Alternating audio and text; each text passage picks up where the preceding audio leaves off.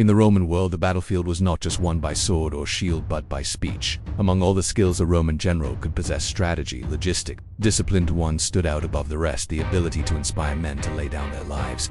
This wasn't just charisma, it was a finely tuned psychological art. It was called the Adlocutio, the address to the troops, a powerful ritual before battle. This speech was more than words. It was a ceremonial demonstration of control, a moment when thousands of armed men turned their eyes to one figure, their general, and in that moment, Rome itself spoke through him. One of the greatest practitioners of this power was Julius Caesar, in Gaul. During the campaign against the Germanic chieftain Augustus, morale fell. Rumors spread of the enemy's vast numbers. Some soldiers hesitated.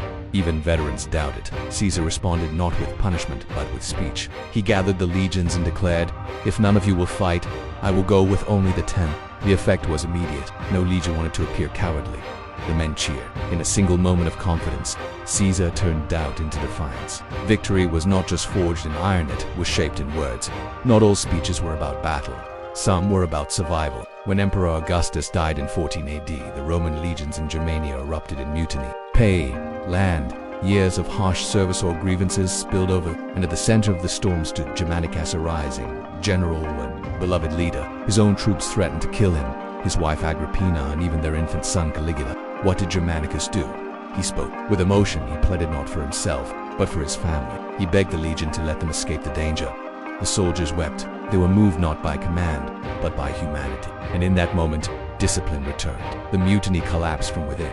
Roman generals were trained not just with weapons, but with words. From a young age, elite Romans studied rhetoric, the art of persuasion. They learned how to stir hearts, manipulate emotions, and call upon the gods. The Adlocutio was never random. It followed structure, used metaphors, invoked honor, and most importantly, Rome itself. The army was reminded that they weren't just fighting for a man, but for the legacy of the Republic or the power of the empire. Fear was reshaped into glory, cowardice into courage, and even death into duty. Roman art immortalized these moments. The Adlocutio wasn't just heard, it was carved in stone. On Trajan's column in Rome, scenes show the emperor addressing his men during the Dacian Wars. He stands tall, arm raised, surrounded by attentive soldiers. This was more than history. It was propaganda. The image said, "This man leads not by force, but by divine right."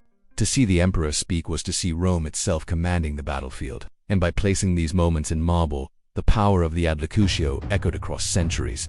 But behind the stirring words and noble ideals was a darker truth. Not every speech was about Rome. Often it was about the general's career, his ambition, his legacy.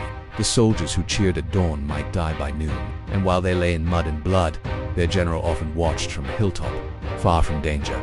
The Adlocutio was a tool, a powerful one. It could unify, inspire, and manipulate. Because in the end, many Roman generals didn't convince men to die for Rome. They convinced them to die for them.